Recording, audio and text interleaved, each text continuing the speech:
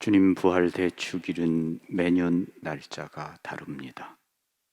주님 순환 성금요일도 그렇죠. 그런데 모든 사람이 다 성금요일을 기념하지는 않습니다.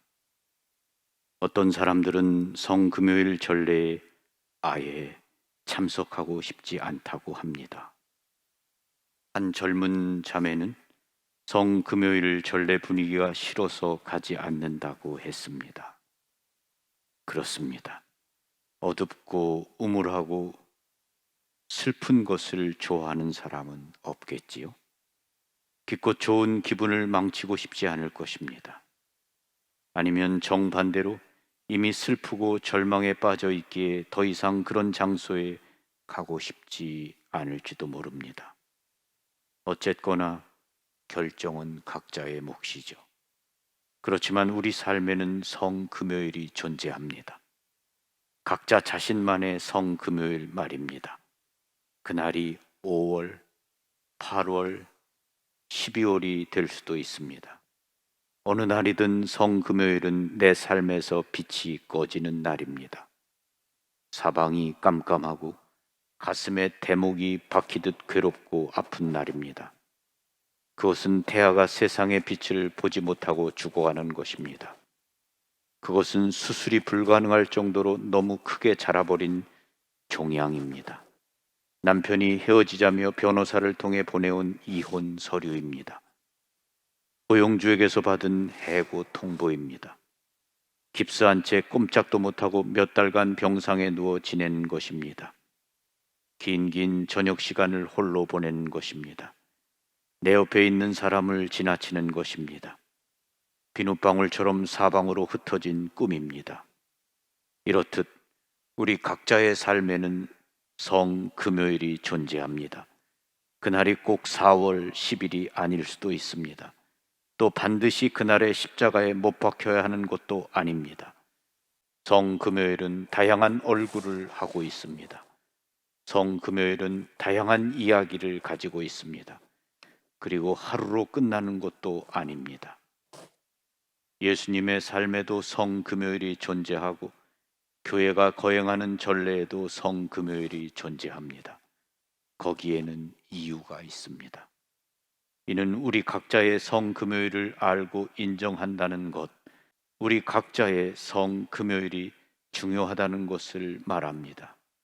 우리의 믿음, 우리 하느님은 살면서 직면하게 되는 성금요일에서 우리를 지켜주지 않으십니다. 그렇지만 그분은 그것을 우리와 함께 나누십니다. 예수님 친히 우리 각자의 성금요일 속으로 들어오십니다. 그것은 1년 중 하루로 그치지 않습니다. 365일 내내 지속되기도 합니다. 윤년이라면 366일이 되겠지요. 그분은 우리와 나와 연대하십니다. 그분은 당신의 어깨에 나의 성금요일을, 그 무거운 짐을 짊어지십니다. 그분은 그것을 나와 함께 나누십니다. 그분은 나 혼자 곤경을 겪게 하지 않으십니다. 그분 친히 이 어둠 속으로, 고통 속으로, 불안 속으로 들어오십니다. 그분은 그것을 나와 함께 나누십니다. 그분은 나의 외로움, 불안, 무력함을 알고 계십니다. 이 모든 것을 몸소 겪으셨기 때문입니다. 그것이 어떤 느낌인지 잘 아시기 때문입니다. 그분은 고통, 눈물, 하느님의 떠나심이 어떤 것인지 알고 계십니다. 그렇습니다. 그분은 이런 어두움을 우리에게서 거두어 가지 않으시지만 우리와 함께 계시려고 칠흑 같은 어둠 속으로 들어오십니다. 사실 성금요일은 축제일입니다. 이날 우리는 십자가에 못 박혀 돌아가신 분, 하느님의 아드님의 죽음을 슬퍼하는 것이 아닙니다. 그분이 사랑으로 우리의 어둠 속에 들어오심을 기리는 것입니다.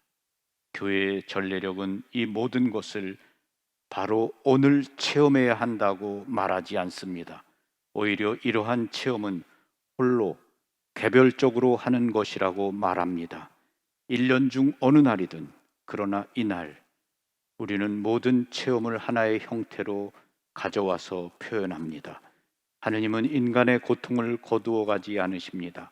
다만 그 고통 속에 우리와 함께 계시다는 체험을 하는 것입니다. 그것이 우리가 성금요일에 기리는 것입니다. 그렇기 때문에 아주 진지하게 말하지만 내가 이 날을 어떻게 보내는가, 내가 이 전례를 공동체와 함께 거행하는가, 그 뒤로 나는 어떻게 달라졌는가 하는 것들이 관건이 아닙니다. 중요한 것은 내가 이 전례에서 6월 11일, 10월 5일, 1월 3일에 찾았던 나의 성금요일을 하느님 앞으로 가져가는 것, 그리고 나의 성금요일마다 하느님께서 내 곁에 계셨음을 체험하는 것입니다. 십자가는 인간에 대한 하느님의 사랑 고백입니다. 그분의 사랑은 무한합니다. 하느님은 우리 삶의 십자가를 거두어 가지 않으십니다. 그러나 그 십자가를 받아들이십니다. 바로 이것이 주님이 달리신 십자가를 말로 표현할 수 없을 만큼 중요하게 만듭니다. 그분은 우리 곁에 계시기 위해 순환과 죽음 속으로 들어가십니다. 우리가 삶의 십자가 아래서 고통받을 때 그분의 십자가는 우리의 십자가들을 무너뜨립니다. 우리의 십자가들을 받아들이면서 그래서 마치 그 안에서 하나가 된 듯합니다. 그분의 십자가가 우리의 크고 작은 십자가들을 대신하면서 말입니다.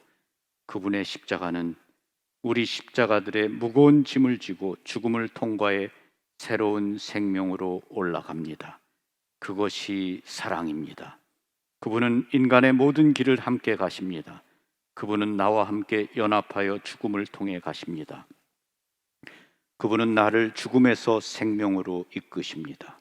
그분은 우리를 사랑하시기 위해 고난과 죽음, 십자가를 받아들이십니다. 사랑은 사랑을 원합니다. 그분의 사랑은 나의 사랑을 원합니다. 우리가 그분에 대한 우리의 사랑을 어떻게 표현하느냐는 상관없습니다. 우리가 무엇을 하려는지 그분은 알고 계시니까요. 바로 이를 위해 나는 십자가 경배에 초대된 것입니다. 십자가에서 이루어진 그분의 사랑 고백에 개인적인 응답을 드리라고.